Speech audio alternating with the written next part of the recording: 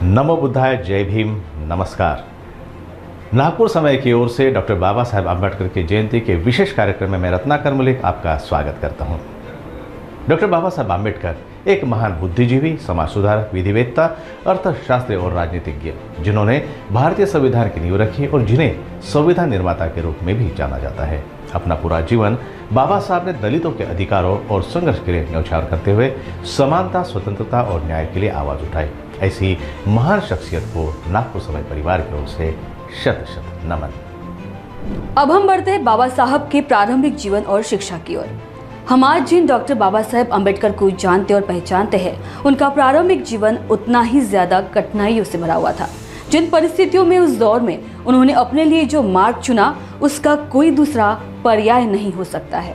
14 अप्रैल 1891 को मध्य प्रदेश के महू में रामजी मालोजी सकपाल के परिवार में जन्म लेने वाले बाबा साहब का पूरा नाम भीमराव रामजी सकपाल था, लेकिन बाद में उन्होंने अम्बेडकर इस नाम का स्वीकार किया। उनके पिता रामाजी मालोजी सकपाल ब्रिटिश भारतीय सेना में सूबेदार थे।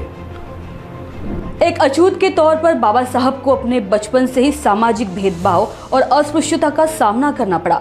इसी दौरान उन्होंने अपनी प्रारंभिक शिक्षा कठिन परिस्थितियों के बावजूद पूरी की। बाबा साहब ने अपनी स्कूली शिक्षा सातारा में की, लेकिन बाद में वे मुंबई चले गए।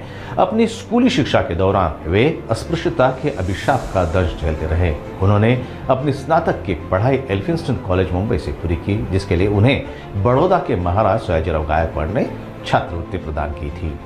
स्नातक की शिक्षा पूरी करने के बाद उन्हें करार के अनुसार बड़ौदा संस्थान में शामिल होना पड़ा। जब वह बड़ौदा में थे, तभी उन्होंने अपने पिता को खो दिया। वर्ष 1913 में बाबा साहब को उच्च शिक्षा के लिए अमेरिका की शिष्यवृत्ति के लिए चुना गया। यह उनके जीवन का एक महत्वपूर्ण मोड़ साबित हुआ।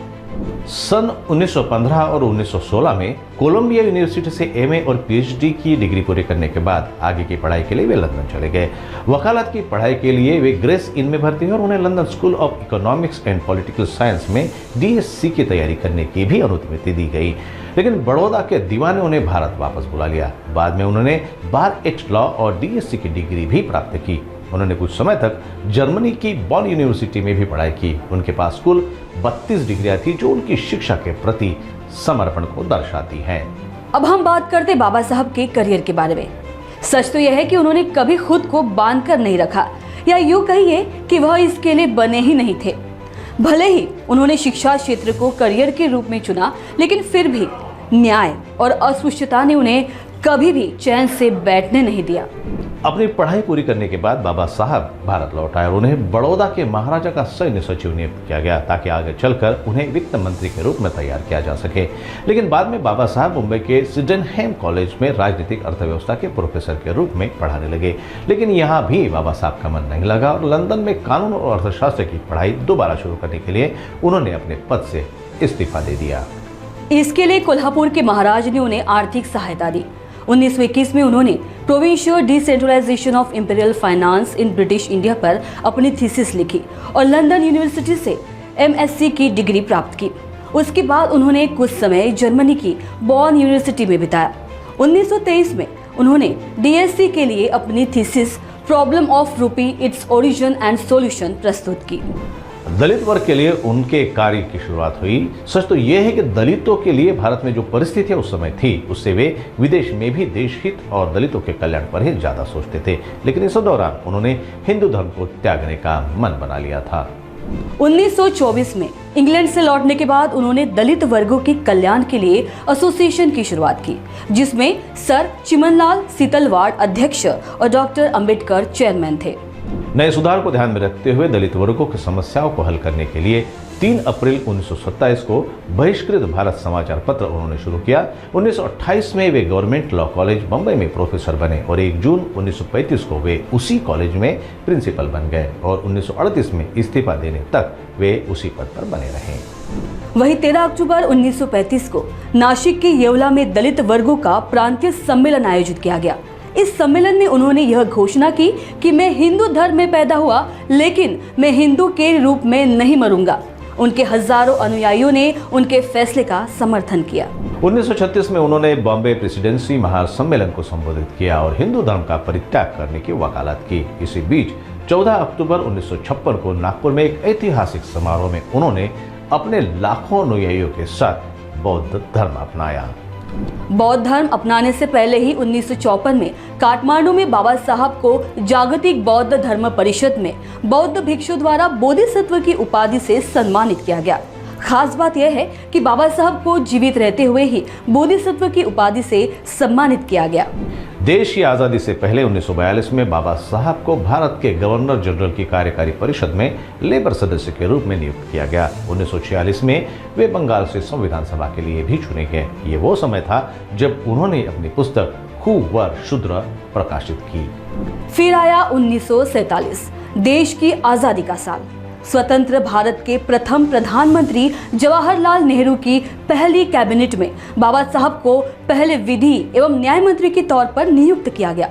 लेकिन 1951 में कश्मीर मुद्दे, भारत की विदेश नीति और हिंदू कोड बिल के बारे में प्रधानमंत्री नेहरू की नीति से मतभेद होने के बाद उन्होंने मंत्री पद से इस्तीफा दे दिया। भारतीय संविधान के निर्माण में बाबा साहब की अहम भूमिका रही। शायद बाबा साहब ना होते तो देश का संविधान आज कुछ और ही होता। भारत के संविधान सभी धर्म और वर्गों को लेकर किए गए प्रावधान बाबा साहब की ही देन है। आजादी के बाद स्वतंत्र भारत को एक लोकतांत्रिक संविधान की जरूरत थी और इसकी जिम्मेदारी सौंपी गई डॉक्टर बाबा साहब अम्बेडकर को। उन्हें भारतीय संविधान के निर्माण में उनकी महत्वपूर्ण भूमिका के लिए संविधान का जनक माना जाता है। बाबा साहब ने संविधान की प्रारूप समिति के अध्यक्ष के रूप में काम किया। 29 अगस्त 1947 को उन्हें संविधान सभा की प्रारूप समिति का अध्यक्ष नियुक्त किया गया। उन्होंने संविधान में मौलिक अधिकार, न्याय और समानता के सिद्धांतों को शामिल करने में अपना महत्वपूर्ण योगदान दिया। बाबा साहेब अपनी अंतिम सांस तक अल्पसंख्यकों और दलितों के अधिकारों के लिए संघर्ष करते रहे। उनके द्वारा निर्माण संविधान में भी यह बात स्पष्ट नजर आती है। देश के स्वतंत्रता संग्राम और उसके बाद के सुधारों में भी उनका योगदान रहा। बाबा साहब ने भारतीय रिजर्व बैंक की स्थापना में भी महत्वपूर्ण भूमिका निभाई। इस केंद्रीय बैंक का गठन बाबा साहब द्वारा हिल्टन यंग कमीशन को प्रस्तुत की गई अवधारणा के आधार पर ही किया गया। उन्होंने आकर्षक वेतन के उच्च पदों को ठुकरा कर दलित वर्ग के उत्थान में जीवन समर्पित किया। समानता, भाईचारे और मानवता के मार्ग पर चलकर बाबा साहब ने दलित वर्ग को समाज की धारा प्रवाह में लाने की पुरजोर कोशिश की। आज भी भारतीय अर्थव्यवस्था एवं भारतीय समाज अनेक आर्थिक एवं सामाजिक समस्याओं से जूझ रहा है। डॉक्टर बाबा साहब आम्बेडकर के विचार और कार्य इन समस्याओं को सुलझाने में एक मार्गदर्शक के रूप में काम करते हैं। अब बात करते हैं बाबा साहब की मृत्यु के बारे में। जिस तरह से बाबा साहब ने अपनी जिंदगी लोगों के कल्याण के लिए समर्पित कर दी, ठीक उसी तरह चुपके से आकर मौत ने उन्हें अपने आगोश में ले लिया। कई दिनों तक बिस्तर पर रहने के बाद नींद में ही उनकी मौत हो गई। बाबा साहब ने 6 दिसंबर 1956 को दुनिया को अलविदा कहा। दिल्ली में अपने आवास पर 5 दिसंबर को जब वे सोने गए, उसके बाद वे कभी नींद से नहीं जगे। नींद में ही उनकी मौत हो गई। मौत से पहले उन्हें मधुमेह और दृष्टि संबंधित कुछ समस्याएं भी थी। डॉक्टर भीमराव अंबेडकर की पुण्यतिथि को पूरे देश में महापरिनिर्वाण दिवस के रूप में मनाया जाता है।